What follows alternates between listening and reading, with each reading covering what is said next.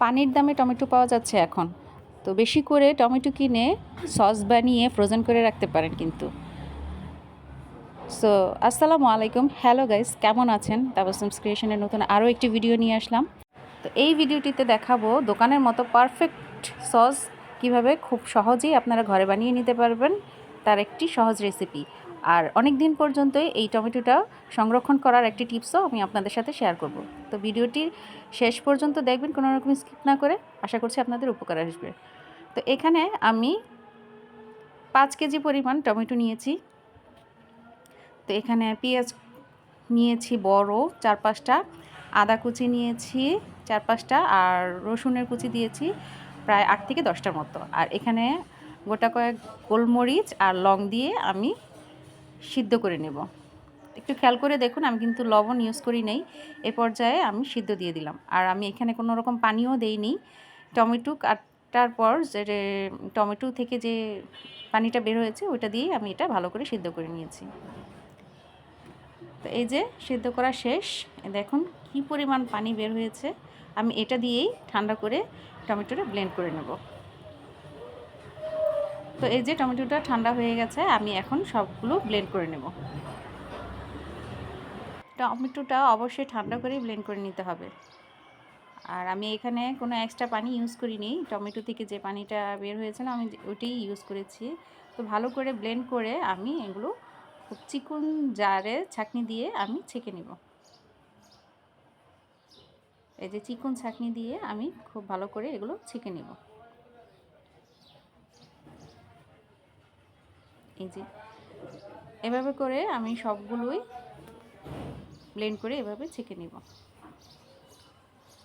এই যে অবশিষ্ট যে অংশটা আছে টমেটো বীজ, এগুলো কিন্তু আপনারা সার হিসেবেও গাছে টবে ইউজ করতে পারেন।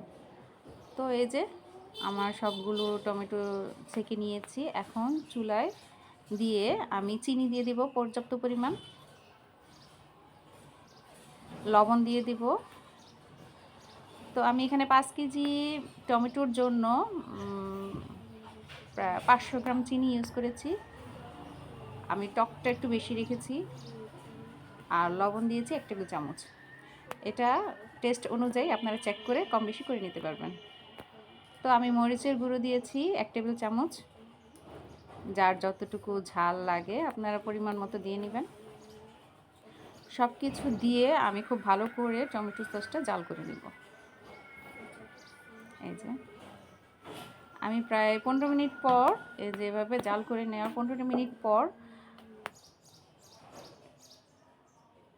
এই যে 15 মিনিট পর আমি এখন সিরকা দিয়ে দিব, বা সাদা ভিনেগার যেটা বলেন ওইটা দিয়ে দিব।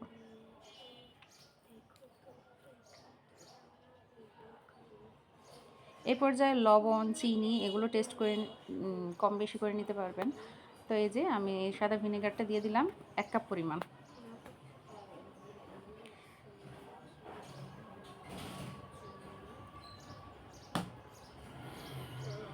ভিনেগারটা দেওয়ার পর আর বেশিক্ষণ রান্না করব না। তো আমি নামিয়ে ফেলবো 2-3 মিনিট পরেই। আর নামিয়ে ঠান্ডা করে এই যে দেখুন আমি এখন জারে ভরে নিচ্ছি। তো এই সসটা অনেক দিন পর্যন্ত থাকলে দেখা যাচ্ছে যে উপরে সাদা সাদা ছত্রাকটা পড়ে যায়। এই ছত্রাকটা যেন না পড়ে, তাই আপনারা যে বা জারেই রাখেন, প্লাস্টিকের জারেই হোক আর কাচের জারেই হোক, যে জারেই রাখেন না কেন, উপরে ভিনেগার দিয়ে রাখবেন। তো উপরে ভিনেগারটা দেওয়ার ফলে আপনার এই সাদা ছত্রাকটা আর পড়বে না। তো অনেক দিন পর্যন্ত এই সসটা ভালো থাকবে। তো আমি আমার সিক্রেট টিপসটা আপনাদের জানিয়ে দিলাম। তো কেমন হলো আমার এই রেসিপিটা সবাই কমেন্ট করে জানাবেন। আর অবশ্যই আমার চ্যানেলটি সাবস্ক্রাইব করে দেবেন যারা আমার চ্যানেলে একদমই নতুন। আর পুরোপুরি ভিডিওটি দেখার জন্য আপনাদের সবাইকে ধন্যবাদ। ভালো থাকবেন সবাই। আসসালামু আলাইকুম।